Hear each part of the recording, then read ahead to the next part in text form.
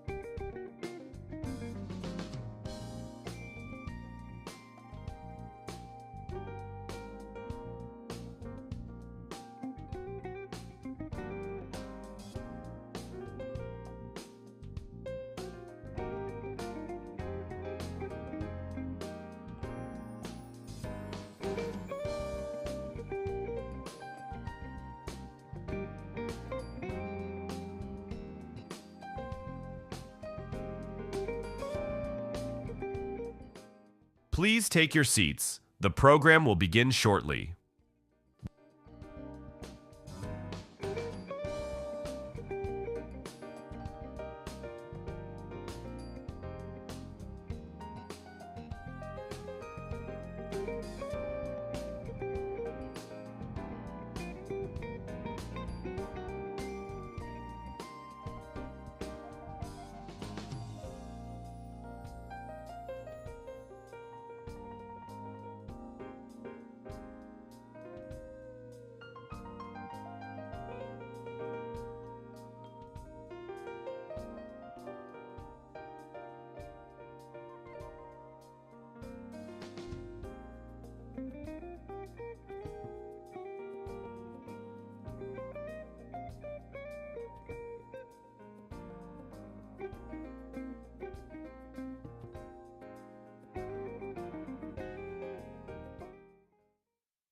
Welcome to Politico's Manufacturing in America.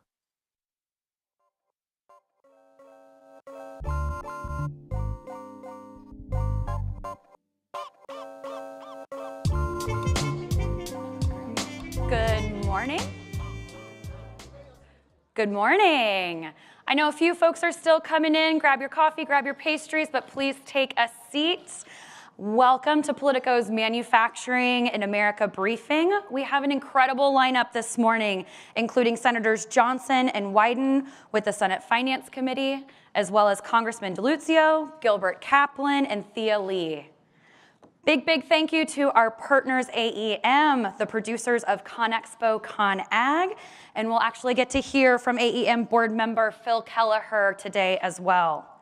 Appreciate everyone joining here in room. We've got a packed room. It's great to see, and also everybody joining us online.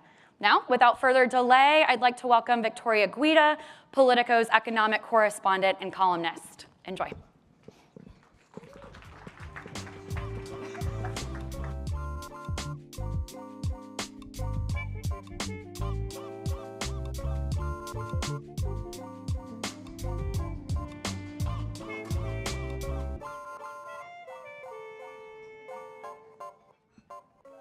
Hello, everyone.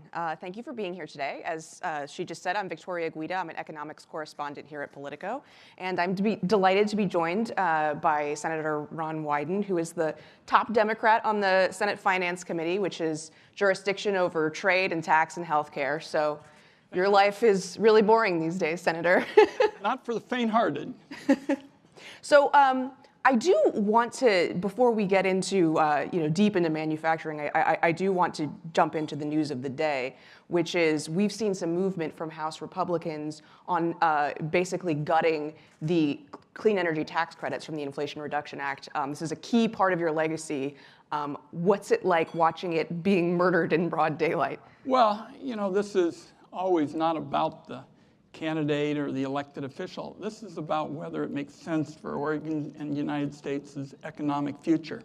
And this is, for example, going to make it harder to reshore clean energy operations. And whether it's critical minerals, whether it's batteries, whether it's solar or wind, I think that's a mistake, because what the House is voting to do is to raise energy prices and reduce clean energy jobs. I think that's a mistake, and we got a long way to go. We're also going to fight hard for what I call technology neutrality. I wrote that years ago because nobody knows what the big carbon reducers are going to be 30 years from now. Let's encourage science. We got Joe Manchin on that. We're going to keep trying to build bipartisan support. It does seem like there's been some pushback from Senate Republicans on getting rid of these clean energy tax credits. Are you talking to them? Are you hopeful that these will be preserved? I'm talking to them continuously, and a number of them, even in their comments last night, talked about the effect of manufacturing in communities that have been so hard hit. I mean, we wrote this bill because we knew that a lot of areas in the South, for example, in the West, had been so hard hit, they really hadn't had a chance to join the innovation revolution in terms of clean energy, manufacturing, and more jobs. They're not going to be happy about what went on in the House yesterday. So just to talk about reconciliation a little bit more broadly, I mean, it does... We call it like prolonged root canal work. I mean, it does seem like there's a lot of tensions, infighting, a lot of pain, to your point. Do you think that they'll actually be able to get this across the finish line with just Republicans? And if not, do you think there's a pathway for some sort of bipartisan bill for extending the tax credit? I'd love to do something bipartisan. I mean, Jason Smith and I, he's the chair of the House Ways and Means Committee, we got 357 votes last Congress on a bipartisan effort, and I wish we'd done it because that would have laid the opportunity to do something again. So yes, I do think it makes sense to try to find some common ground. Do you think that that will be necessary? I mean, do you think Republicans actually can reach a deal just on a party line vote? Well, they're ultimately going to say, look, we don't want to blow it. But there sure seems to be a big difference from Chip Roy, who's been talking about how this is somehow going to become a $20 trillion bill. He doesn't want to be for it. And the Republican moderates who are making it clear that they loathe these Medicaid cuts. So they got a lot of turf they got to deal with at the next step. Yeah. What about a debt ceiling vote? If things sort of extend out to where we're getting in the danger zone, do you think Democrats would support just raising the debt ceiling on its own? That's not a one-sentence kind of answer. Obviously, this factors into a whole host of issues. At some point, you've got to pay your bills, and it's better to try to pay them up front rather than later. I think that's That's going to be a challenge as we look at the price tag on the Republican bill, because if what they're doing is basically spending a lot of money to create new tax breaks for billionaires, they're going to have to take the lead in terms of paying for it. So one more question on the debt before we jump into tariffs, because I want to leave plenty of time for that. It does seem like the Democratic Party stance has been to spend money in order to achieve its economic objectives, right? To boost the middle class, to boost manufacturing.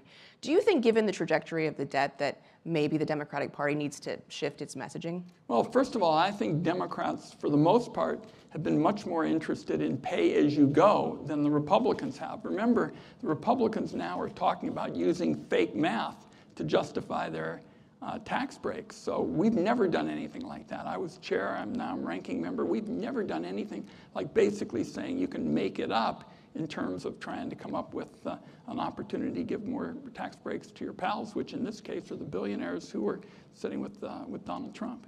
But do you think it's time to have a conversation about, maybe in addition to raising taxes on some parts of the population, also cutting back spending? I've always been, let's take healthcare, for example. People have said, so, Ron, what are you going to do about that? I said, we're going to go after the areas where there really is inefficiency and waste. And for example, upcoding has been a real problem in the healthcare field. This is basically where the insurance companies say somebody is sicker than they actually are to get bigger checks out of government. So yes, I think there are plenty of opportunities to show you're more efficient in these key parts of the economy. So I did want to talk about trade. Plenty of news the last few months, weeks, days. On China, on Monday, there was a de-escalation between the U.S. and China, where now our tariffs, at least temporarily on China, have been lowered to an additional 30%.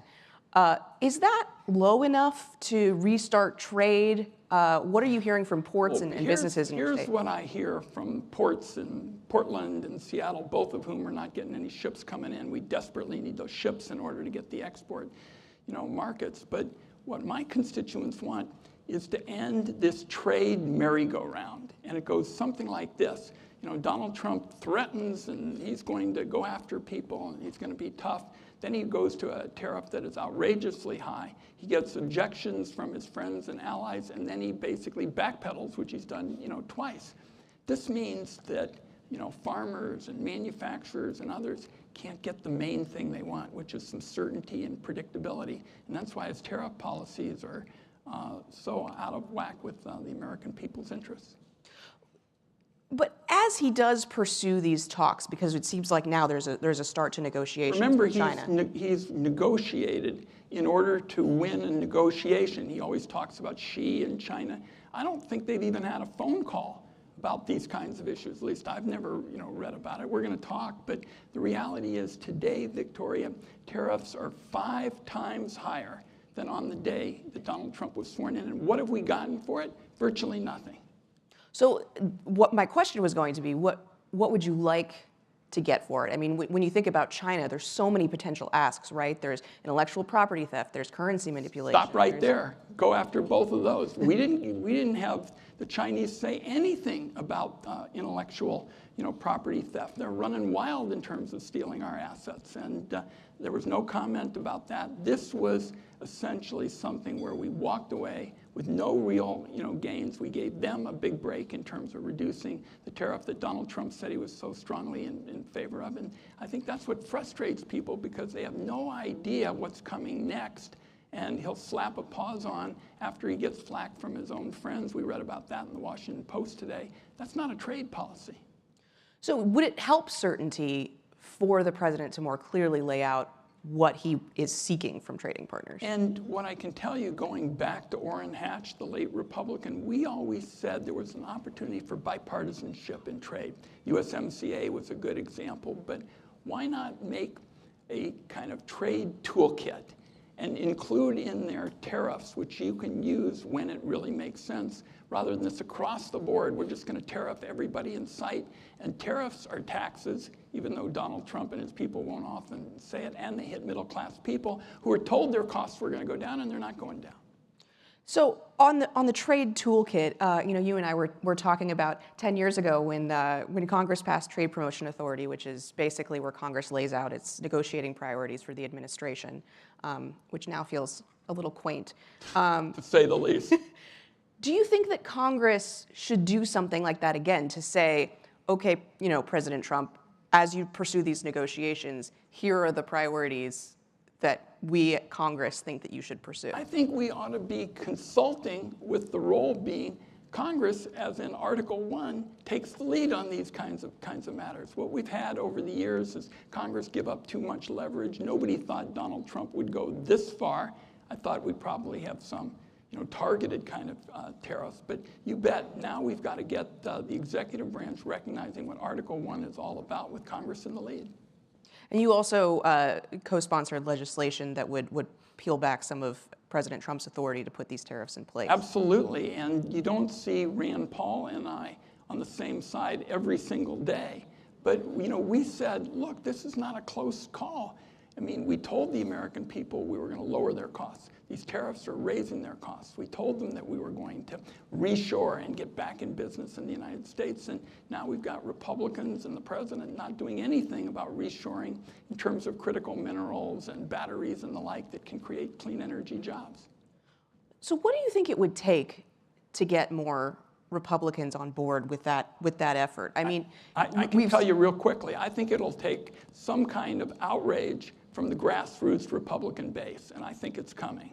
I mean, they keep saying, well, we'll wait and see for this week or that week, but nothing opens a elected official's eyes like people revolting and saying, you told us you were going to lower costs. Donald Trump stood in that grocery line and said, I'm going to lower your prices in this grocery store, and people haven't seen anything like that. So I think it's going to have to be a big splash of cold water on folks in the Trump administration who will see that their trade policy is out of sync with what Americans, working families and small businesses want, and that'll change things. So you're saying once it feeds into prices, you think there will be a voter backlash and then Congress might be more willing to act? Think about what's on the front page of the paper this morning. Donald Trump basically responded with the second pause for one reason. He was getting flack from his base. He heard from some working families and some labor folks that have been aligned with him. He said, we're getting clobbered by this. He made that change according to what we heard in a pretty well-sourced article today was the reason. Do you see any upside to the tariffs? I see an upside into what I call targeted tariffs. If you look, for example, at a specific set of facts where you can say, we're going to focus on this, we're going to try and get that. Yes, I think a targeted tariff approach should be part of the trade toolkit. I'm not against a targeted tariff or something that says we're going to do something if it's warranted, but that's not what's going on here. Donald Trump calls himself tariff man. It looks like he kind of wants to get rid of taxes altogether and substitute tariffs for it. And to me, that sounds like Smoot-Hawley. Hawley was from Oregon. I'm not going to be the next Hawley. So the trade toolkit, what are the other tools other than tariffs? Well, there's obviously negotiation. I mean, he's basically stiffed our allies for a big part of a so-called liberation period. That's what we tried to USMCA, is you find your allies, you look for places where it makes sense to move in a complicated economy, and particularly since Asia is such a big market, you start there. So, there has been a lot of turmoil in markets in response to these tariffs. There's been a lot of, there's been a drop in sentiment among consumers, among CEOs. Why do you think Democrats haven't been able to break through more on messaging on this? Well, Donald Trump works the Senate Democrats very hard.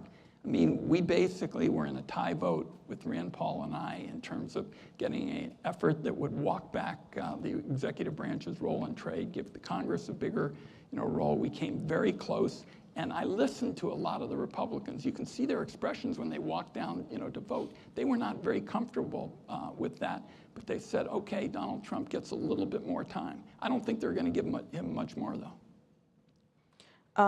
And then I also wanted to ask about we talked about reconciliation, we talked about tariffs. I want to talk about how they dovetail.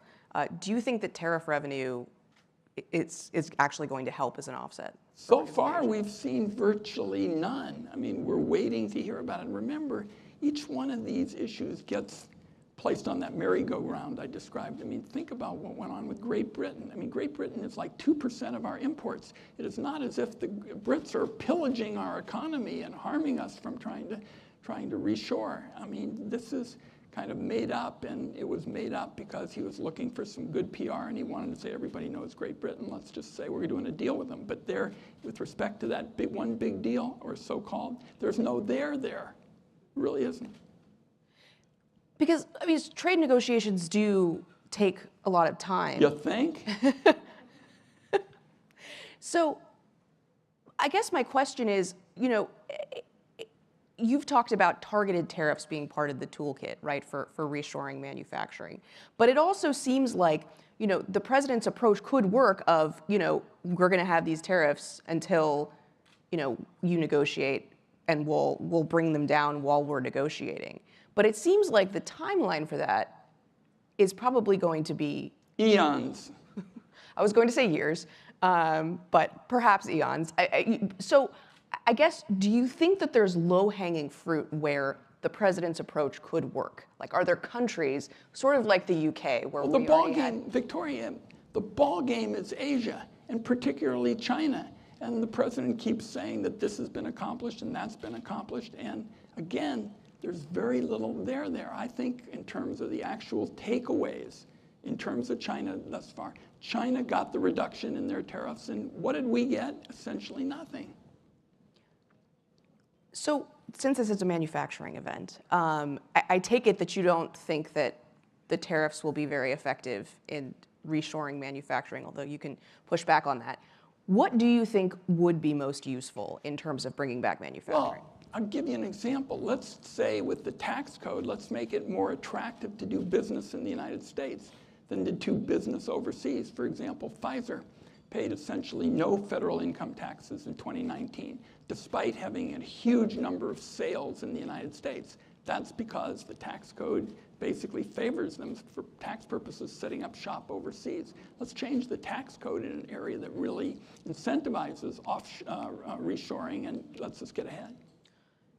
And if we do reshore some of these industries, how do you ensure that that actually leads to more employment rather than just automation? Or is that not the goal? Is the goal just for national security purposes, we want to make sure we make some stuff here, and if it creates jobs, great, but the more important thing is just having it here? I can tell you, battery facilities like in my state are actually putting people to work, high-skill, high-wage jobs. I think it's a winner for the American economy, both short and long term.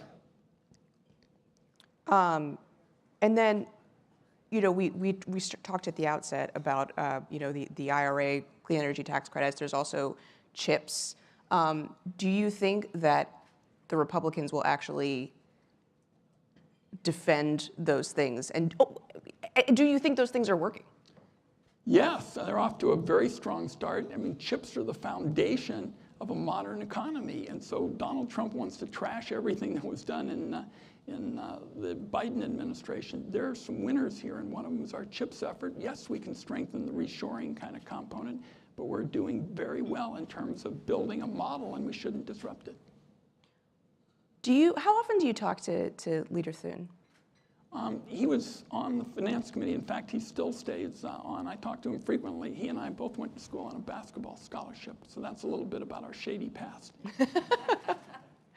Do you see any sort of, does he agree with you on tariffs? Do you think that when you talk about the things that are important to you? I'm not going to put words in the mouth of the majority leader, but do I believe, left in his own devices, that he would go a different route, a more USMCA model, which, I mean, the thing about USMCA is senators of both political parties who had essentially never voted for trade agreements in the past voted for it. And I think that over the years, the Finance Committee has built a kind of bipartisan coalition that allowed us to say, we're going to build things here, we're going to make it here, and we're going to ship it out around the world because people love buying American. That's what reshoring and creating the incentives here at home is all about. Yeah, and you mentioned Rand Paul earlier. He seems to be the most vocal. We're the Ben Franklin caucus. Ben Franklin said, anybody who gives up their liberty to have security doesn't deserve either. And we're the Ben Franklin caucus. Do you think do you expect other voices to start joining sooner rather than later? Well, remember, we probably would have won the big vote if everybody was around. Mitch McConnell, for example, has long been an opponent of these tariffs. So I think we continue to build support. And again, Victoria, maybe we're probably getting close to the end, but I think political change rarely starts at the top and then trickles down today. I think it's always the other way around. It starts at the grassroots level and basically then makes its way to state capitol buildings. And I think what Republicans are hearing about, remember, most of them have canceled their town hall meetings. I've had 17 town hall meetings already, and I go to places where Donald Trump got 70 or 80%, and people want the tariff policy changed. Well, unfortunately, I think that's about all the time we have, unless you have one final thought you want to add on. No, I would only say that normally a ranking member or a chair gives a closing address. I'm going to spare you such torture because I appreciate Politico and Victoria and having this program. Let's put this in the to be continued department. Sounds great. Thanks so much, Senator. Thank you.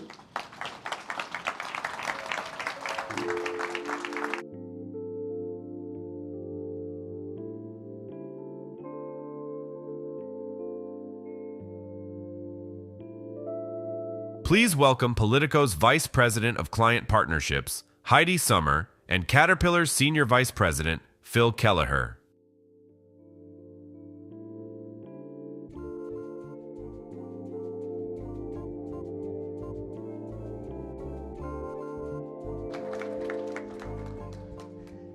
Good morning, everyone. This is fantastic to see such a packed room here for this really important event about manufacturing. And I'm Heidi Sommer. I'm the Vice President of Politico's media business, and really just thrilled that you all can be here today. And thank you to Phil Kelleher for joining us today as well. So we're here today to obviously talk about manufacturing overall, but a lot of that attention has historically gone to subjects like semiconductors, clean energy, and today we're shining a light on the equipment manufacturing sector, the industry responsible for the very machines and the technologies that make this infrastructure possible. I'm joined today with Phil Kelleher, who serves on the board of the Association of Equipment Manufacturers. He's also Vice President at Caterpillar, as many of you know, a construction, mining, and energy equipment manufacturer where he leads Caterpillar's rental and used equipment division globally. He also previously chaired ConExpo and ConAg, North America's largest construction trade show. So Phil, thank you again so much for being here. Thanks, Heidi. So I want to dive in because the Trump administration has obviously not been shy about its mission to restore the country as a manufacturing superpower.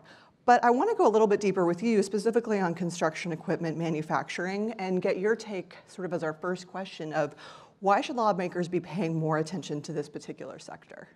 Yeah, so at the end of the day, construction equipment helps build America, and we have a significant industry here in America. Our industry employs approximately 2.3 million people, 1 million of those directly in the construction industry.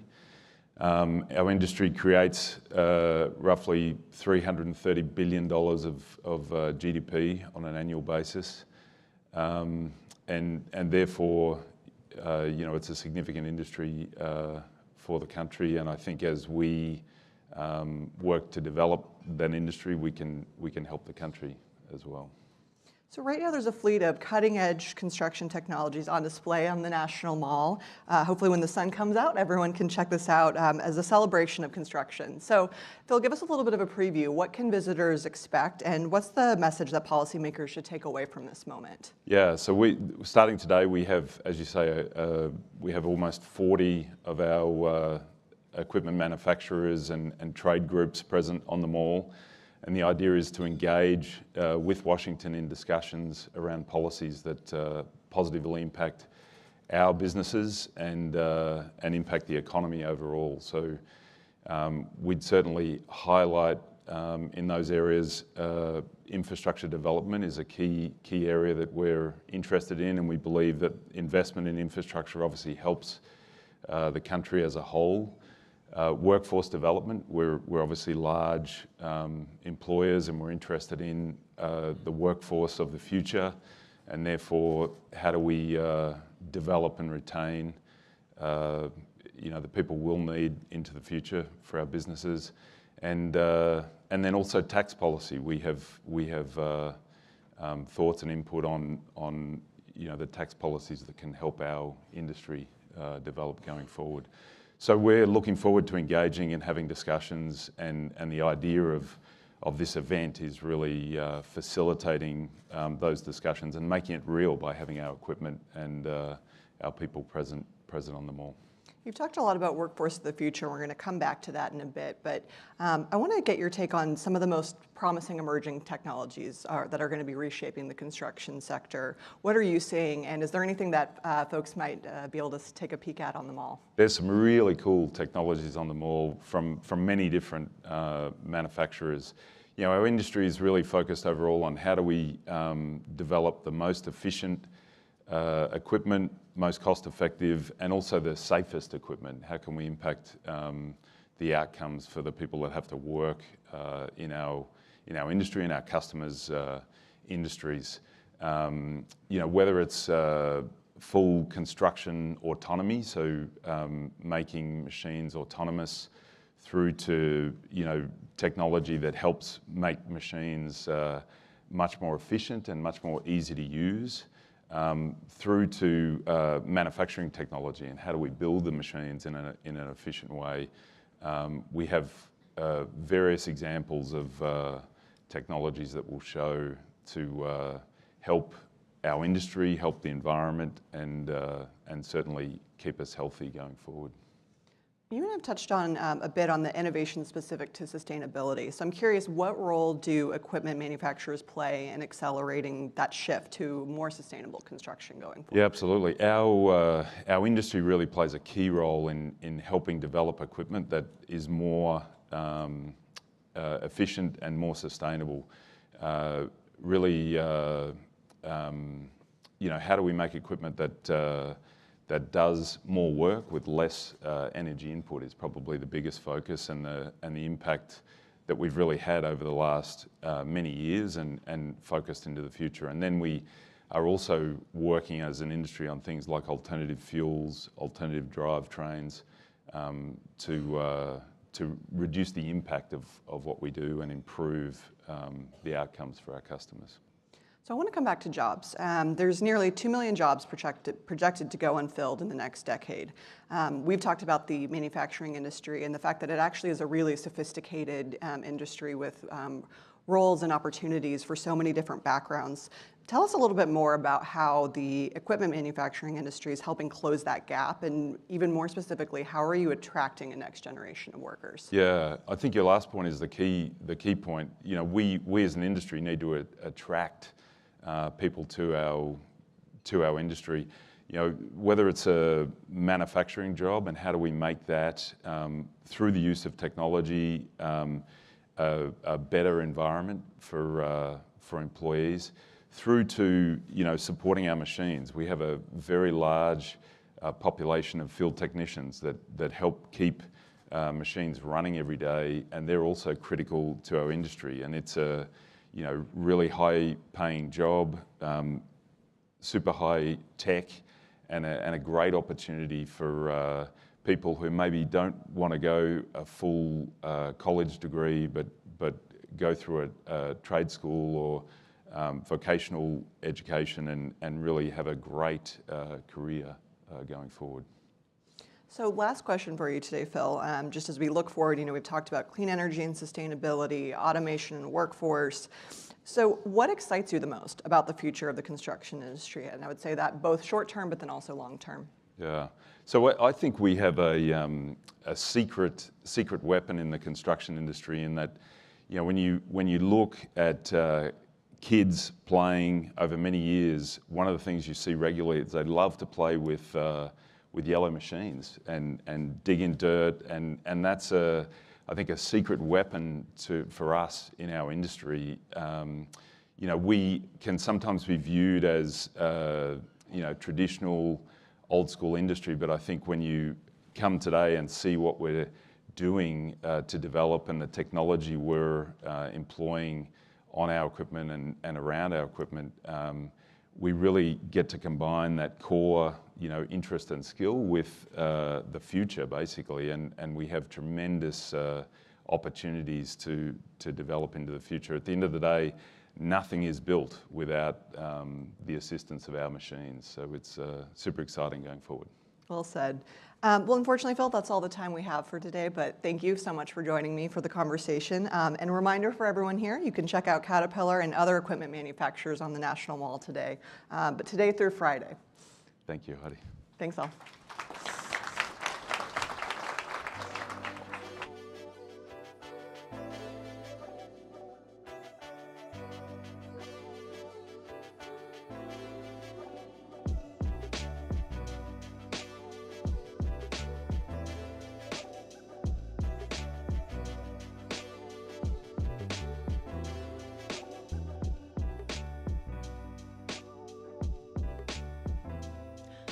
Me again. Hi, everybody. While we do a quick stage change, just wanted to pop up to let you know about some additional programming that Politico Live is going to be hosting. So tomorrow here in Washington, D.C., we are hosting our annual security summit. I am not going to go through the list of dozens of the top lawmakers and industry experts who are going to be talking about the defense and security sectors, but definitely check that out. And speaking of checking it out, I hope everybody is following us on Instagram, Facebook, LinkedIn at Politico Live. And you can also check out our upcoming events or see video from past events at politico.com/live events. So hope to see you all very, very soon. And I think we'll be close up with our next panel conversation. Thanks again.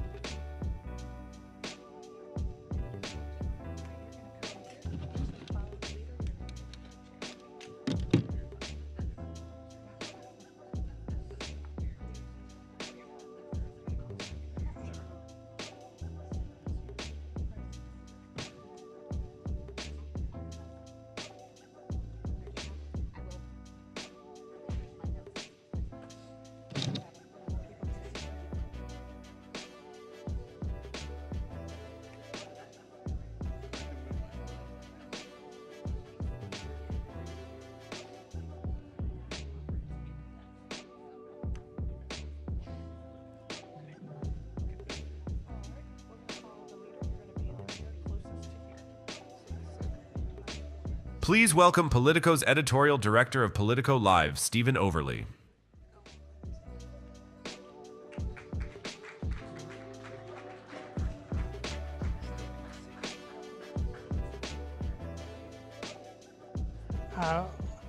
Thank you all for being here as we continue these conversations about manufacturing. I'm Stephen Overly. I'm the editorial director of Politico Live. I also host the Politico Tech podcast. And I'm joined today by a very experienced panel that I'm hoping we can look at this manufacturing and trade issue from a variety of different perspectives. I'll quickly introduce our panelists here. We have Pennsylvania Congressman Chris DeLuzio, who sits on the House Transportation and Infrastructure Committee. Thea Lee, who is the former Deputy Undersecretary of International Affairs during the Biden administration.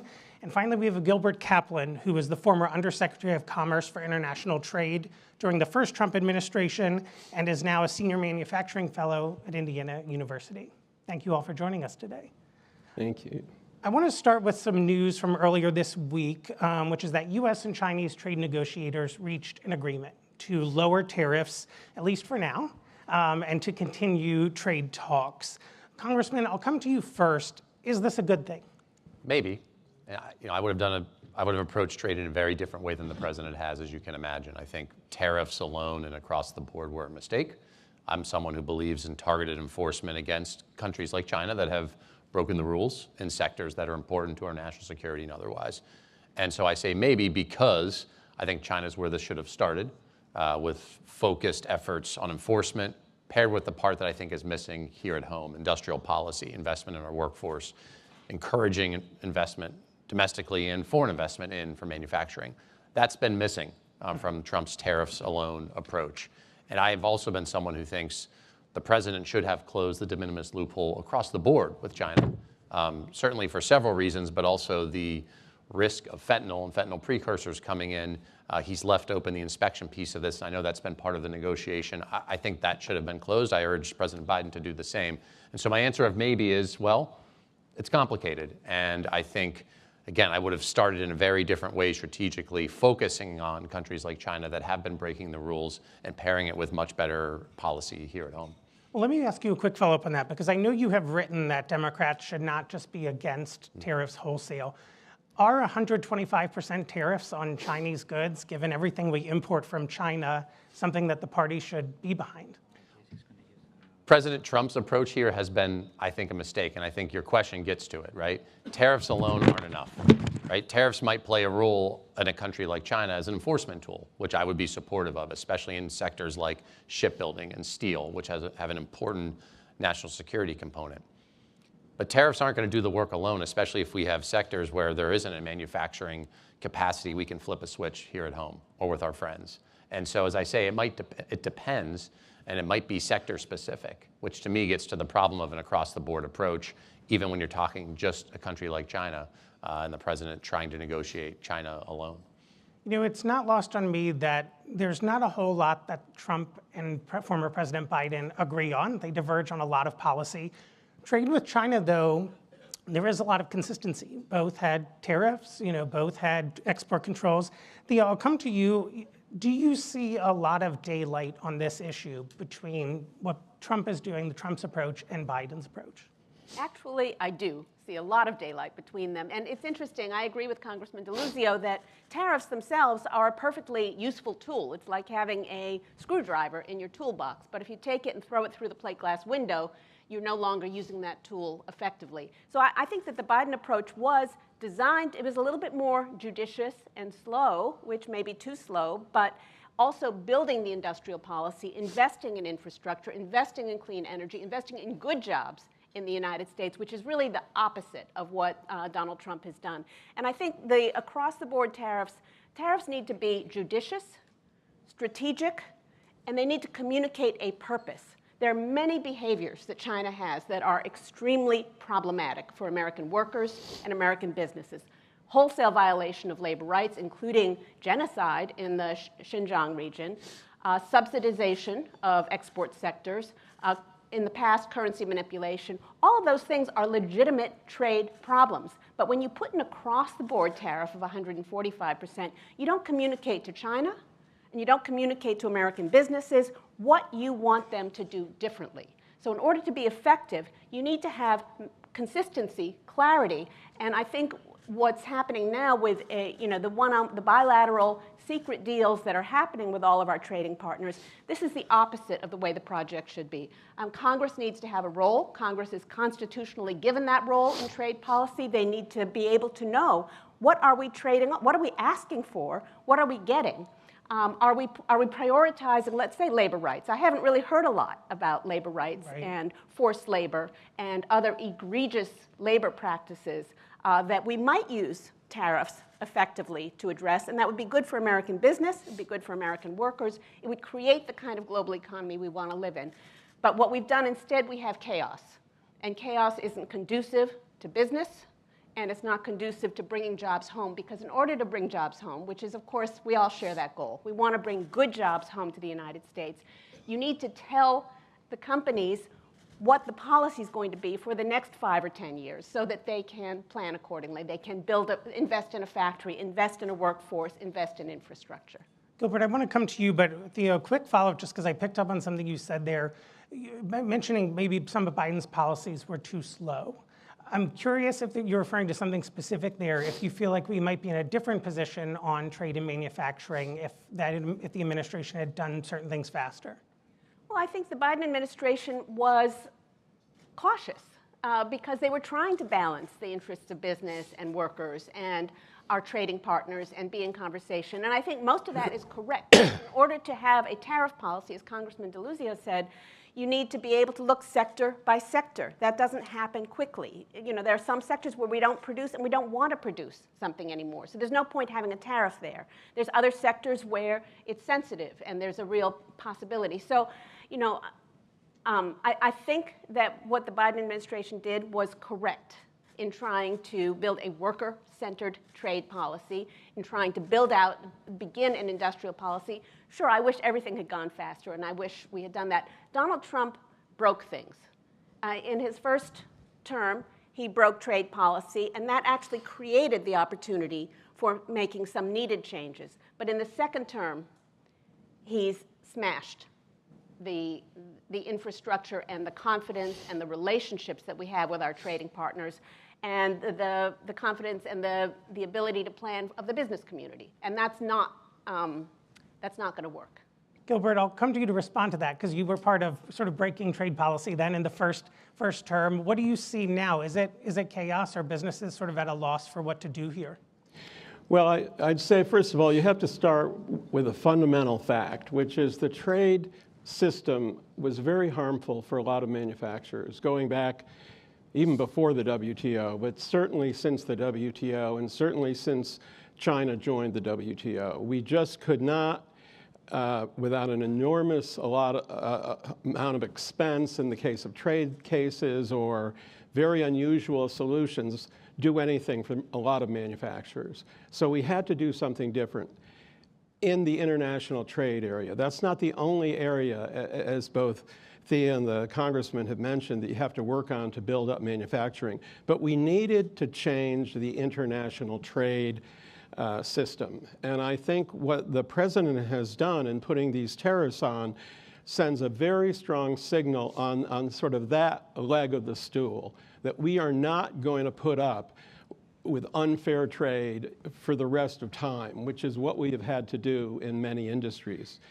In terms of the China agreement, I worked on the Phase 1 agreement. I've worked on loads of trade agreements. I think what we need with China is to forget about all this language like, you know, you won't do this or you will do this. We need managed trade. We need to make a decision with China what we will buy from them and vice versa. And with that managed trade, starting wherever we are right now, we should slowly remove the enormous trade deficit in manufactured products with China, and we should build up industries that we need here in the United States. With that managed trade system and then doing a few things in the United States, we need to provide capital for industries that have been driven out of business or haven't even been able to start because of the unfair trade actions. This was the goal of the CHIPS Act, and I hope that remains in effect and those fabs are built.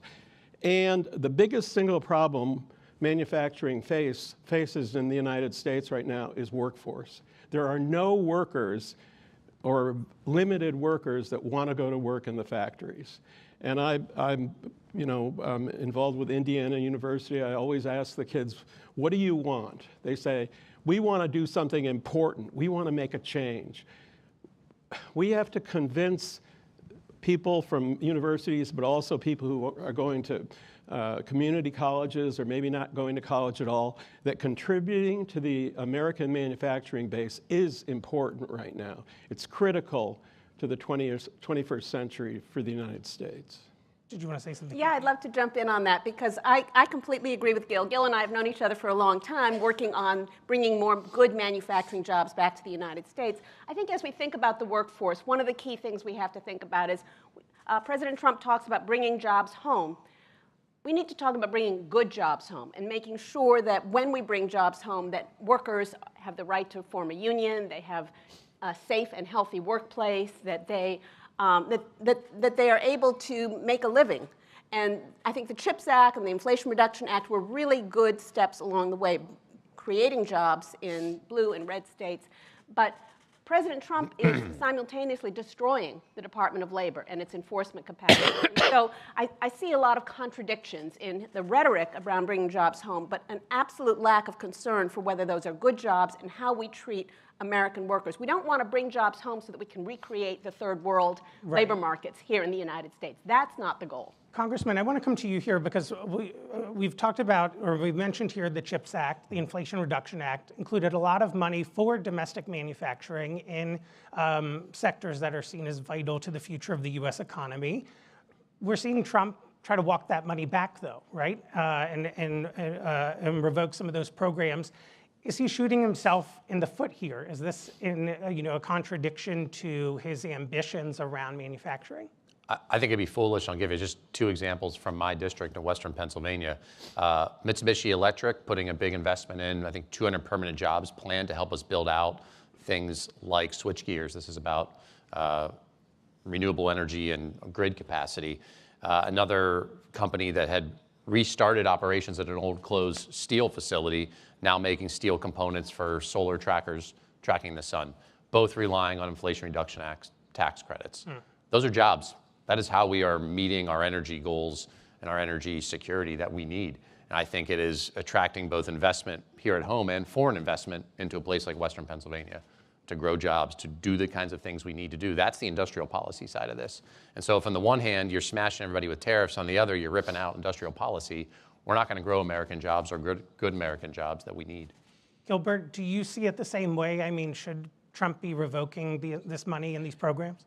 I think the CHIPS Act was a great thing, and I worked on it to some degree, not for any specific client or anything, but I think it was a really good example of what we should be doing to help U.S. manufacturing. It's not, so broad-based that it covers the entire manufacturing sector.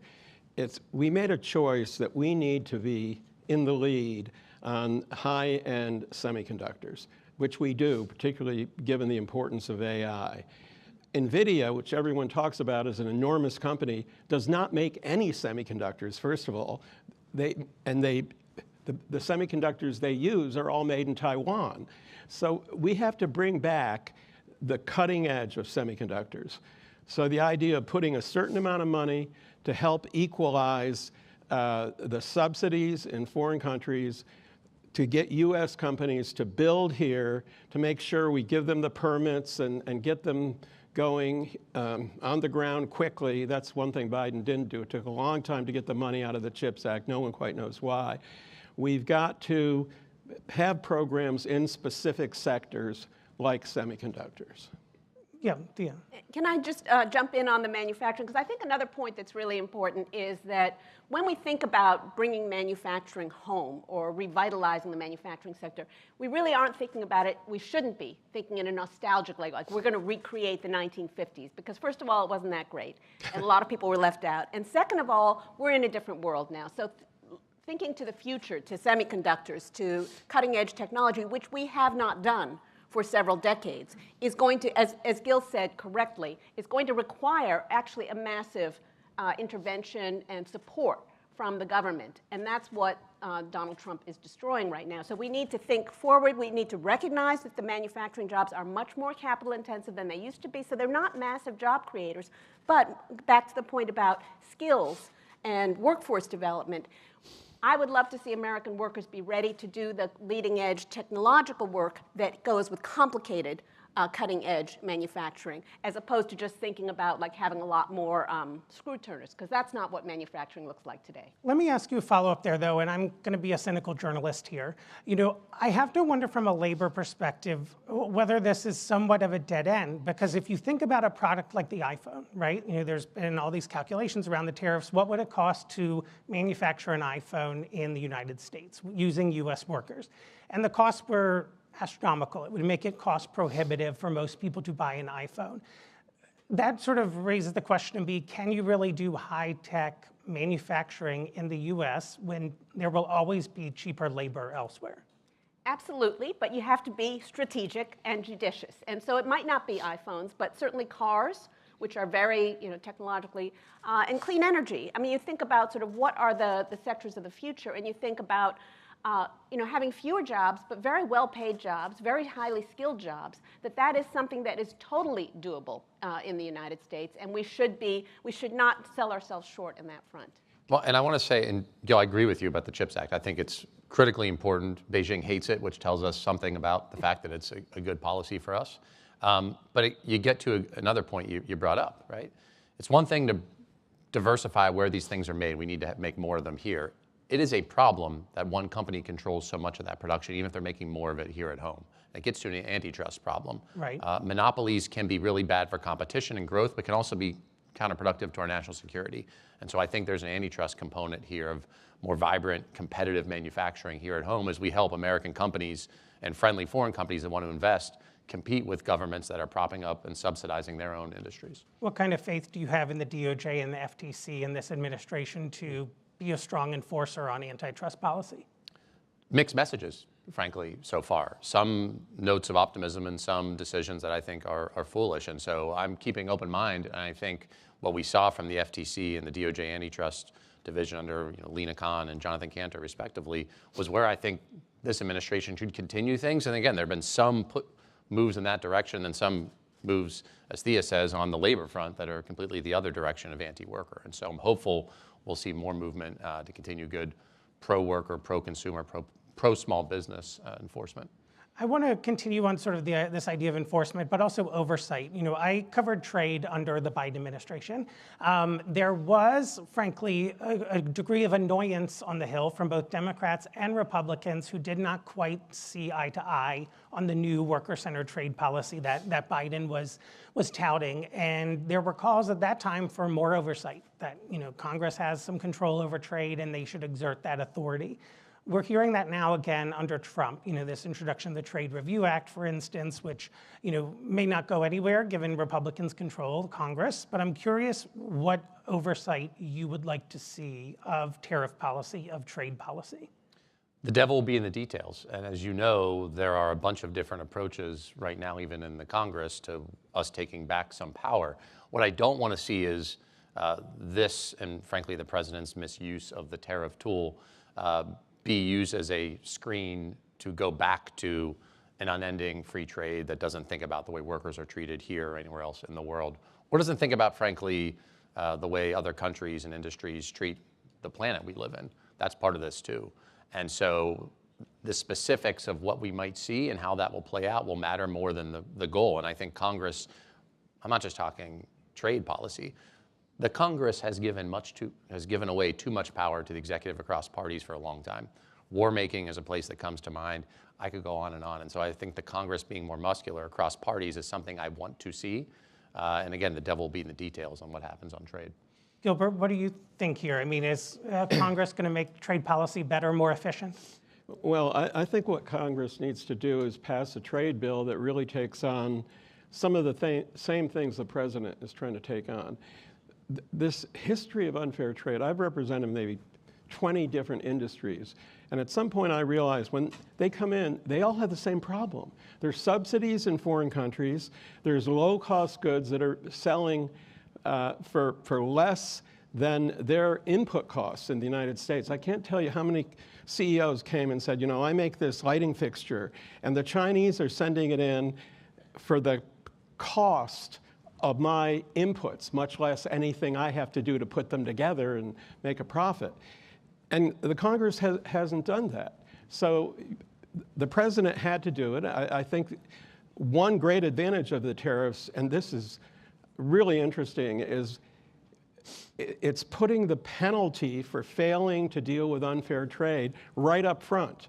So when even the UK or the Chinese come in, they know that if they don't make a good deal, these tariffs are going to go on. When we negotiated most other agreements, I take some action against you. And 9 out of 10 times, they didn't take the action, and nobody believed it while we were negotiating anyway. Here, the action is on the table.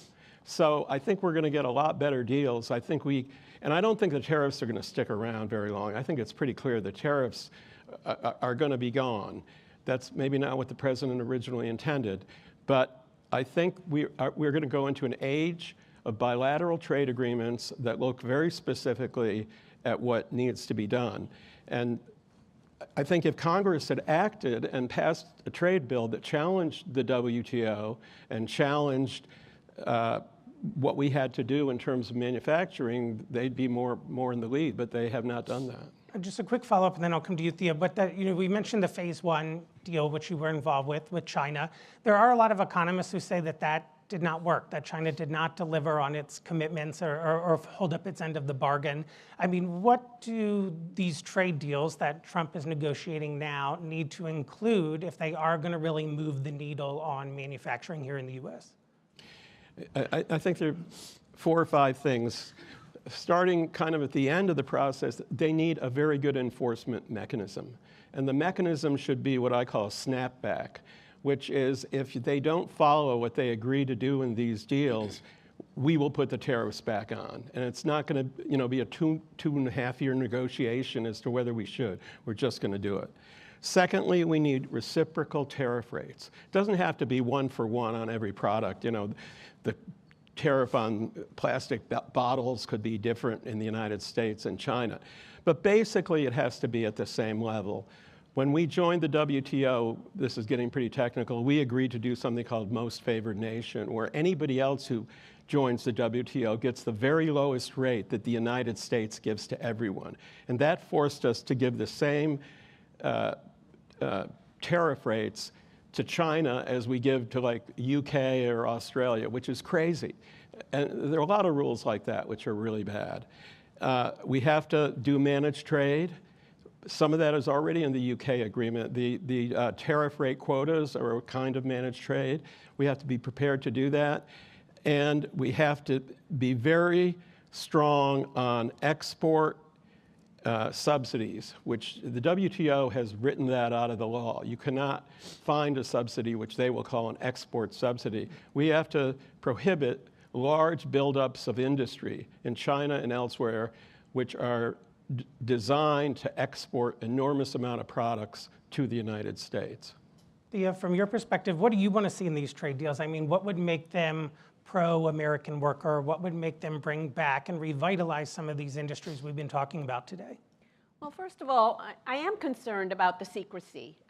Bilateral, one-on-one secret trade deals that are happening behind closed doors and then just to get announced one day with a tweet or something else is not the way to do trade policy, because it actually requires not just input from Congress, and Congress has a lot of different constituents to think about and can slow things down, but also we have trade advisory committees, including a labor advisory committee and different sectoral committees.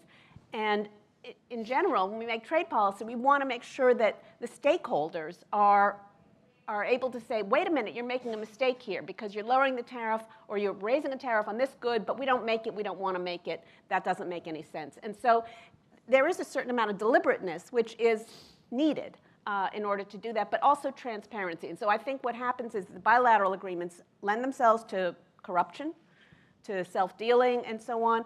So obviously labor rights is what I've spent 30 years of my career working on, including stronger and more enforceable and sanctionable clauses in all of our trade agreements and our preference programs. And I do think that that remains a very important piece of what trade policy should do, because a lot of why American workers and businesses are disadvantaged in the global economy because we're competing with slave labor, we're competing with child labor, we're competing with workers who get fired or beaten up or murdered for raising their voice and saying they need a pair of safety goggles or they need a bathroom break. And that's not right. We can't be in a global economy where workers' rights are trampled every day, and we can't expect to be able to compete effectively. So I do think that that was a big focus, as we know, of the Biden administration.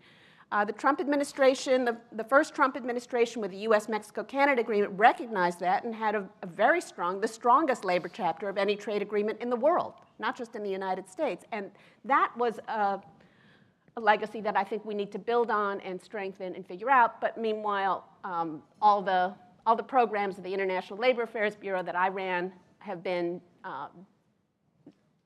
ended, terminated without any. And so we're not going to be able to do some of the work that we used to do. So I feel like transparency, inclusion of stakeholders, inclusion of Congress are absolutely essential. Otherwise, it's random. Like, We don't know what the goals of these bilateral agreements are. We don't know if environment, consumer safety, labor protections, subsidies, other unfair trade practices are being talked about, or if it's just, looking at tariff levels or, golf courses. I want to come to you, Congressman, here to talk about the politics of the moment. The politics around trade, to me, are endlessly fascinating just because it doesn't break down cleanly on party lines. You yourself are trying to thread this needle here, where some tariffs are good and productive, others not so much. Democrats right now, it seems, have been handed a bit of a golden moment because you have Trump campaigned very heavily on the economy, won the election, many folks feel based on the economy, and now his policies are wreaking a bit of havoc. And so do you think Democrats are seizing this moment effectively? Do they have a clear message? Well, Democrats having a clear message is always a struggle, but I think when the other side, as it were, in politics is messing up, it makes it a little easier. And I say that as a guy from Western Pennsylvania, from steel country, from part of the world that knows what it is to see trade done poorly. When I can criticize the president's tariff approach, that tells you something about where Democrats are. I don't think it's enough just to say the other guy's messing up. And you mentioned that the politics are a little scrambled. I'm 40, whatever that makes me in the world. You go back and look at the original vote on NAFTA. Yes, the party sorted, more Democrats opposed than Republicans, but there was a lot of geographic differences more than even partisan ones, which tells me something about the people who bear the cost of good or bad trade policy and where they live. My part of the world bore a lot of this cost. So I want Democrats to get this right. When I'm talking about targeted enforcement paired with real muscular industrial policy, that is what I think is what our answer should be. It's improving on some things the Biden administration did. We can't just say he's bad, let's go back to that. I think we got to do it better. I've put out a bunch around, say, shipbuilding and steel that are sectors we've got to invest in here and home, push back on the subsidies that I think break the law in China or otherwise, and think about how China and other countries then circumvent coming in through Mexico is one place, right? Where if this president's going to go back to the negotiating table on USMCA, and I think he should, that has to be something that we renegotiate with the Mexicans to block countries like China from circumventing our own trade restrictions that come back in through the USMCA. And are your Democratic colleagues, you think, bought in on that vision? And how do you get to a bipartisan place? Some, not all. And I think my Republican counterparts would say the same about the president's approach to trade. And again, I spent lots of time in my district after President Trump announced all these tariffs. In a place like Western Pennsylvania, for me to hear from union workers, small business owners, manufacturers, all who having a lot of pain from what the president announced tells you something. And so, yes, I think there's an opportunity for Democrats to not just criticize, but have our own better vision for trade. Well, we joked before coming out here that we were going to solve the manufacturing problem, and I feel like we did it with a minute to spare. Listen, I want to say thank you to Congressman, to Thea, to Gilbert for being here to help me through this discussion, and thank you all for joining us today. Up next for our final session, please join me in welcoming Republican Senator Ron Johnson, who'll be taking the stage with Politico economics correspondent and columnist Victoria Guida. Thank you. Thank you so much.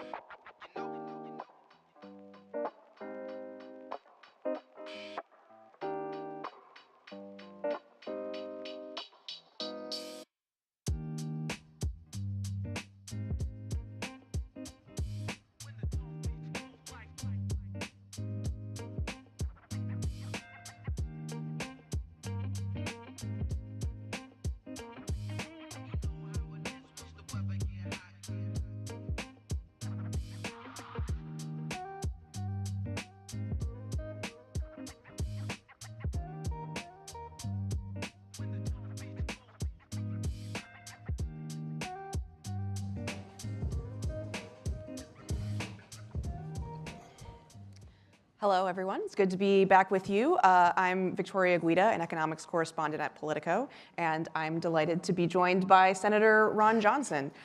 He is going to be discussing his outlook on American manufacturing and trade, but first I wanted to discuss some of the spicy comments you've been making over the last 24 hours on the spending and tax cut negotiations. You've called for a return to pre-pandemic spending levels. Who are you talking to as you make your case? I mean, I know you had an op-ed, but are you talking to the White House, to Leader Thune, and what are you hearing back from them? So if you call them spicy comments, I would just call them the truth. No, I'm talking to all of them, and I've talked to all of them. And they're well aware of my position. My first column on this ran the Wall Street Journal on January 1st or 2nd. And this was over the Christmas holiday where I'm kind of going, okay, how can we fix this? And I hit on the idea, let me go back to prior years' total outlays and increase them by population growth and inflation. So I had to pick which year. So I went back to Clinton in 1998, where we actually had a surplus for the first time since 1969. And then Obama 2014, 10 years ago, and then Trump in 2019. And I left Social Security, Medicare, and interest alone. Spend at 2025 levels. But all those other outlays, the actual outlays, and by the way, I don't think we were spending too little in 1998 or 2014 or 2019, increase them by a reasonable control, population growth, inflation, you'd end up with total expenditures of $5.5 to $6.5 trillion. We're spending $7 trillion this year, probably north of that. We went from $4.4 trillion in 2019 prior to the pandemic up to $7 trillion. That's about a 58% increase, where our population is growing less than 3%. Again, I know we've had Biden inflation, but even at that high level, you still end up with a baseline budget of somewhere between 5.5 to 6.5 trillion. Now the House, and the Senate, in their budget resolutions, they all told us, well, this is just the minimum amount we're going to save. But they're having a hard time finding 1.5 trillion. Sounds like a lot. Over 10 years, that's 150 billion. Which, by the way, is about when you add in the additional spending on border security and defense, we're going to be cutting less than 1.3% of the $89.3 trillion we'll spend over the next 10 years. We will actually increase the deficit. So if you take a look at my bottom lines of budget reconciliation, the first principle, when we're $37 trillion in debt, according to CBO, will be about $59 to $60 trillion in 2035. My first principle would be, let's bend that curve down. Let's make sure that whatever we do, we don't increase the deficit. But right now, I think we're on track to increase the deficit. But are they listening to you? Like, do you feel like they're potentially going to what's accommodate interesting you? is they all agree with me. They say, well, I agree with what you're saying, but well, that ship has sailed. Just to what I reply, we'll call it back to port. Because I think that other ship with the big, beautiful bill, I think that's the Titanic. I think that's going down because I think I have enough colleagues in the Senate that this has resonated with that are saying, yeah, we've got to return to a reasonable pre-pandemic level spending. But I always add this, plus a process to achieve it and maintain it. We've never had a process in America to control federal government spending. We don't have a balanced budget requirement. The Budget Act didn't do it. By the way, I didn't realize this. The appropriation committees were initially set up to control spending. The authorizing committees were the big spenders, so they established appropriation committees to control them. Well, how long did that last? Maybe half, I don't know. It didn't work, okay? The Budget Act didn't work, Simpson-Bowles didn't work, the Budget Control Act didn't work. So what I'm suggesting is, take a look at what we're seeing with Elon Musk and Doge. They're showing us how to do it. Get in there, you have to look at contract by contract. I'm suggesting a line by line budget review panel. Senators, House members, OMB, sitting down going line by line, again, comparing spending to those prior year expenditures, plussed up for inflation population, and then ask the question, well, why are you spending more than that? Justify it. Why are you spending anything on this? And I just have to believe when you're dealing with a budget that went from $4,400 billion a year to $7,000 billion. I know we're getting immune from the enormity of what we're talking about here, but $7,000 billion, I have to believe, just based on what we've seen with Doge, you go through that line by line and really do a forensic audit and analysis of that, you literally could cut hundreds of billions of dollars, and nobody, other than the ones that are sucking down that waste, fraud, and abuse, are going to know. The American public wouldn't even notice it. And I've proven that too, based on, I've printed out the budgets, thousands of lines worth based on that control. And, I've shown my colleagues, you wouldn't even have to touch Medicaid. And you can still save hundreds of billions of dollars in both other mandatory and discretionary spending and achieve far more savings than what we're doing. You do it a couple $100 million at a time, line by line. But you have to have the time, you have to be willing to do the work, and nobody's willing to do the work. We got to rush this thing through. Pass one big beautiful bill, which the Wall Street Journal editors titled that "The Ugly Truth About One Big Beautiful Bill." And the ugly truth is, we'll actually increase the deficit. We're not significantly cutting spending. We're not. And we're certainly not returning to a reasonable pre-pandemic level. Now, one thing I laid out in my column to show that's possible, prior to World War II, the federal government spending was 11.7% of GDP. Obviously, you ramp it up with all the military spending. We hit 41% in the height of the war. But by 1948, because we had the greatest generation, we had responsible people in government, they realized, well, I know we've ratcheted up government to that level, but we've got to return to a pre-war level. By 1948, we were down to 11.4% spending of GDP. So it's possible. And so there's different ways of coming up with about $6.5 trillion. One of them is just take a look at the percentage of GDP we spent in 2019, 20.6%. Apply that to the projected GDP for 2026, you'd end up with about 6.5 trillion. So I've come up with 6.5 trillion, a couple different methods. It's a reasonable figure. You can do it again, line by line, and I don't think anybody would even notice. So you said that you thought that the big beautiful bill is going down, is what you said. We are running up on the debt ceiling. We've actually already run up on the debt ceiling, and we're going to reach the X date at some point in the next few months here. How do you propose handling that? Well, again, we already have a Senate budget resolution that was going to be a multi-step process. The first step would have been just pass and provide President Trump the funding to secure the border and do what he needs to do in terms of deportation. The price for that was plussing up defense, fine. But in that budget resolution, we also required to pay for that over 4 years, $85 billion a year times 10, that's $850 billion of spending reduction, which is more than half of the big beautiful bill. So we should already have that done and banked. Would you just do a clean increase? So we can still do that. I'm encouraging Senate leadership, just bring up that bill, let's pass our own reconciliation bill. Let's at least have that passed so that if and when the big beautiful bill fails, we can immediately pivot to that. Second step, I've always suggested a three-step process. Second step would just extend the current tax law. And I justify that by saying if we would have been smart enough, and we weren't in 2017, that was a blunder, allowing, passing a tax bill that parts of it automatically expire. That wasn't smart, okay? But you have to pay for it otherwise. Fortunately, we had Chairman Crapo who came up with the concept, he and his staff, well, let's treat revenue the same way we treat spending. If there's a spending program that ends, we don't score that if we continue. We score that based on current policy. So we're just doing that with revenue. So by scoring current policy, if you just extend current tax law, make no changes, just extend that, there's no score. So I would just do that, and what that would accomplish is it takes an automatic massive tax increase off the table for every American. Unlike the lies the Democrats say, virtually every American that paid tax in 2017, 2018 got a tax cut. So now they get a tax increase. I want to prevent that. So the second step would just be extend current tax law. In that process, you probably need to increase the debt ceiling. I would increase it by amount to give us enough time to do the third or fourth reconciliation for the fiscal 2026 budget, where we really can get down to hopefully simplifying and rationalizing our tax code and having the time to go line by line and exposing all the waste, fraud, and abuse. Take a look at all these spending categories that have increased higher than the rates of inflation, population growth.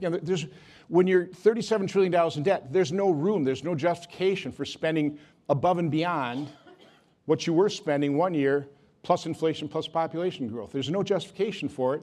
Force these agencies to justify it. I just have to believe that's the only process that will control spending, and we have to maintain that process. We can't just keep doing the things we do, which is kind of take a look, well, this is what we spent last year. What do we bump it up by? 2%, 3%? Okay, we'll compromise 2.5%, and we just continue down this road of. But would you support a clean, just a debt ceiling increase, not tied to anything else? When it comes right down to it, probably, yeah. Again, but not for long. I mean, again, I don't mind 2 yards and a cloud of dust here. Now, if you can do it through budget reconciliation, it has to be a dollar amount, which I think is good. I certainly did not like the way they would just suspend it. And that's what we've done. Again, that's That's how we've allowed this to get so completely out of control. The only leverage we have, and I know President Trump hates it, but I love it, because it's the only control we have over spending, is that debt ceiling. So I want to use that leverage. I want to use that control because nothing else has worked. Do you buy tariff revenue as a pay for, even though it's not through the congressional process? No, listen, I want to keep revenue and spending completely separate. When you start mixing them, you're going to keep spending at higher levels and just say, well, we're reducing the deficit because we have this new revenue. I don't mind increasing revenue by growing the economy. That's the good way. I don't want to do it by increasing taxes, and tariffs are a tax. Somebody's going to pay them, either the foreign country, the foreign company, or American consumers. Somebody pays that. I don't want to fund big government. Again, I think Trump was primarily elected to defeat the deep state. You don't defeat the deep state by continuing to fund it at the current levels.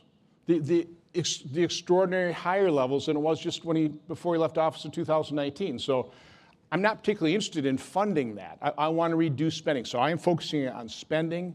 And I refer your audience, I've got a great video. My staff did a great job putting clips together.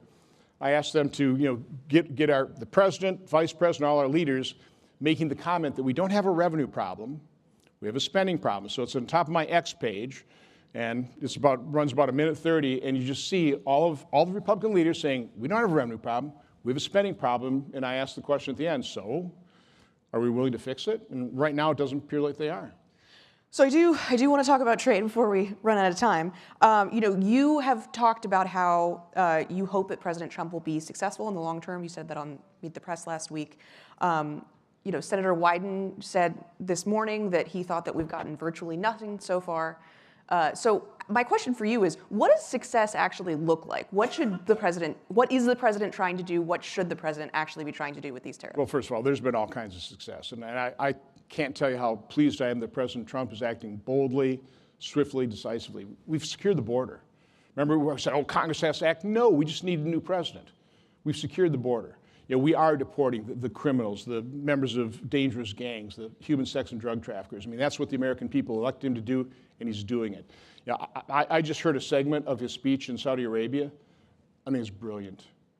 I really do. I mean, I cannot just listen to it. I have to go listen to the whole thing, but he's just kind of resetting exactly how America ought to approach the world, not impose our values on everybody, respect people's sovereignty, help them achieve peace and stability.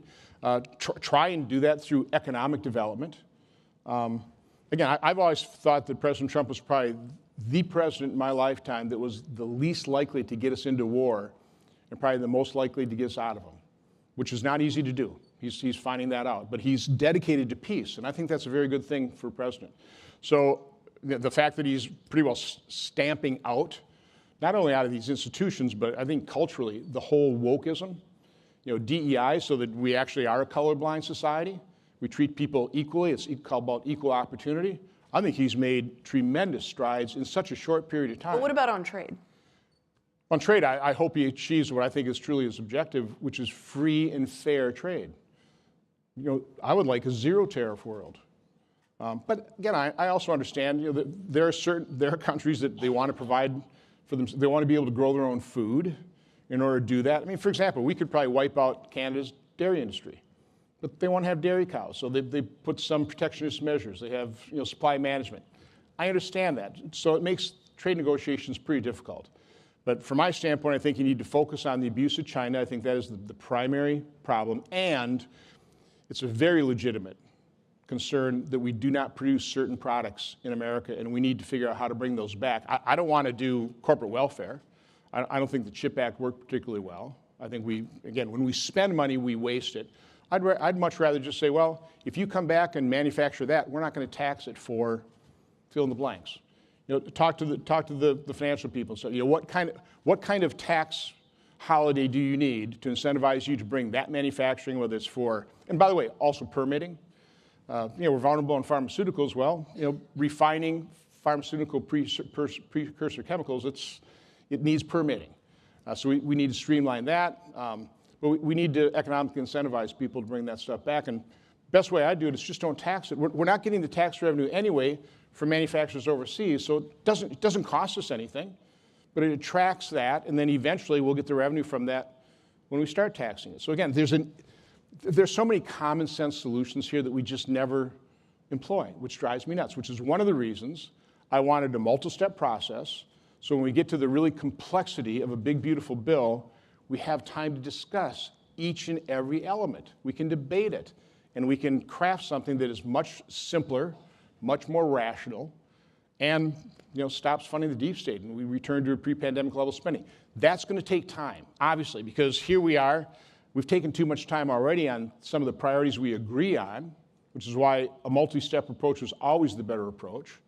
And I'm just trying to convince our leadership, the sooner you admit that mistake, I'm sorry, Mr. President, the sooner you admit that mistake, that one big, beautiful bill was too complex and not going to accomplish the objectives we should have had going in, which is lower spending. Again, that's the problem, not a revenue, it's a spending problem, the better off we'll be. So again, I'm urging them, to urge them in my column, reconsider your approach.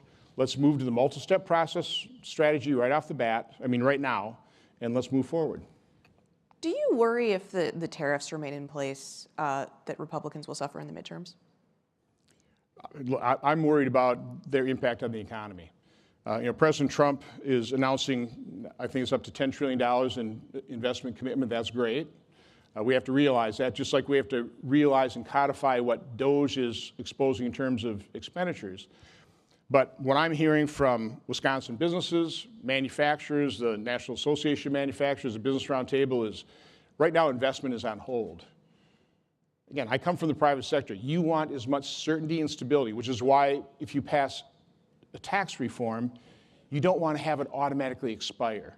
I guess that's certain, but what you want is you want to create a simple and rational tax system and let people believe it's going to be long-lasting. If it is simple, if it is rational, it will be.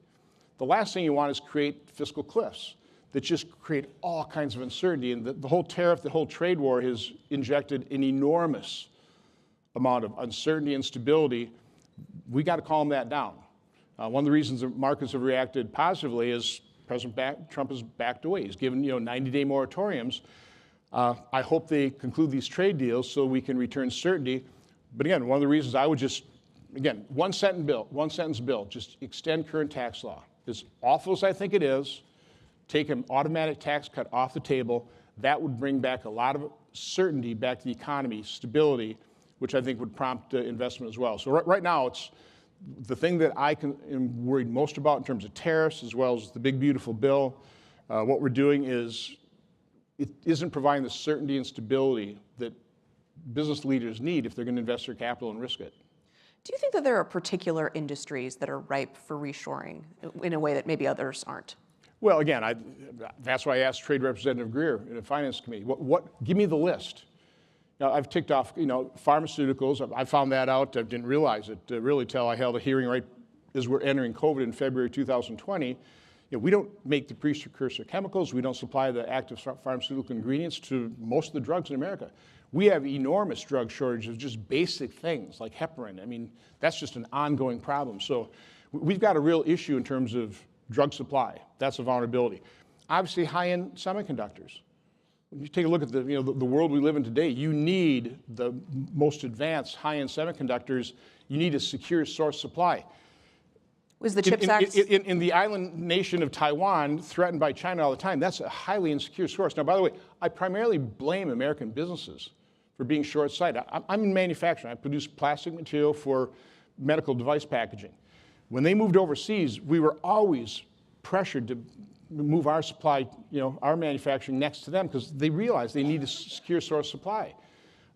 So I really blame the users of high-end semiconductors that they've allowed themselves to be so vulnerable to supply dislocations of all this, all the stuff they have to import. So should we keep the CHIPS Act funding? Again, I haven't done I voted against that. Again, I don't like economic engineering through spending. I think if you have a well-defined idea of what we need to bring back, the approach there is just don't tax it for a while to incentivize it coming back. Again, it costs you nothing. It's being manufactured somewhere else. They're paying taxes to some other jurisdiction. They're not paying taxes here, so all we do is we say, okay, you're not going to be taxed. Now, that alone creates problems with trade deals. That's what I'm saying. Trade and this is an incredibly complex issue here. But I think that'd just be sort of table stakes going to trade negotiations. Listen, we need to bring these things back. And I know you look at that as protectionism. This is vital to national security. We're going to attract these by not taxing them for X number of years. But then, after 5 years, 10 years, whatever it takes, they'll be on a level playing field. But we have to bring these things back. We're out of time, but I just wanted to ask you, what do you think it would take for Congress to actually push back on Trump's tariffs, to actually pull back some of the authority that he currently has? Well, first of all, we have to see how this plays out. I mean, I don't want to undermine whatever his negotiating strategy he has. I mean, I don't know what it is. One thing about Trump is he wants to be, and he is unpredictable, okay? My role has been just to make sure that his administration, they've been very accessible. They've been very open to hearing the case studies. Well, this is a business that's going to go out of business. This is a business that's going to be having to lay off a bunch of people. So they are well aware of that, which is, I think, one of the reasons, among many, that he pushed people. He kind of threw them all off guard, which is kind of his negotiating style. And now, hopefully, people are coming to the table. They do want to negotiate something. They do realize they are not engaged in fair trade with America, and he's going to insist on it. So it was a very bold, pretty high risk. So it depends on how long this lasts. So again, I have to see how this plays out. But again, why am I talking so bluntly here is, I want him to hear this. I want his administration to see this too. Is he only has so much time. But again, I don't want to undermine his strategy because unlike others who are hoping he fails, I hope he succeeds. I hope he succeeds spectacularly. I hope all my concerns are alleviated. But again, so that's why my primary focus is spending. I mean, he'll take care of trade. I can't really do much about that right now, really. I mean, it's nothing that we do. We can poke a stick in his eye. That just undermines him. I don't want to undermine his negotiating strategy, but we can focus on the thing we can do, which is we need to reduce spending to a reasonable pre-pandemic level, and we're not doing that. Well, we'll leave it there. Thank you so much, Senator. I really appreciate it. Thanks to all of you. And thanks to our sponsor, AEM. And thank you all for attending today.